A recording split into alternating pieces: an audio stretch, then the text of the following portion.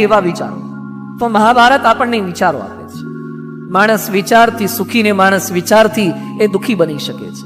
એકવાર એક શેઠ હતા, બહુ જ પૈસાદાર, સુખી સંપન્ન. ઉદાસ થઈ ગયા.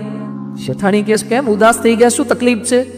શેઠ કે હમણાં તિજોરીના પૈસા ગણ્યા ને એમાં દુઃખ થયું. અરે પૈસા ગણ્યામાં દુઃખ શું થયું? આપણે ગણ્યા છે ને ઓછા નીકળ્યા. એ કે 8 પેઢી સુધી ચાલે એટલા જ છે. શેઠાણી કે આ ઓછા છે એમાં શું દુઃખી થાવ છો? 8 પેઢી સુધી ચાલે એટલા જ છે. શેઠ કે મને વિચાર એમ આવે છે કે 9મી પેઢી ખાશે શું? 9મી પેઢીની ચિંતા. ટેન્શનમાં આવી કે આવા વિચારે કરીને. શેઠાણી બુદ્ધિશાળી હતા. ગામને પાદર કોઈક સંત મહાત્મા આવેલા, તે કે ત્યાં જઈને સીધું આપી આવો. સીધું આપવા મોકલ્યા. રાશન બધું આપ્યું, લોટ ને ખાંડ ને ગોળ ને ઘી બધું આપ્યું. પેલા સંત મહાત્માએ પોતાના બપોરના ભોજન પૂરતું લીધું ને બાકીનું પાછું આપ્યું.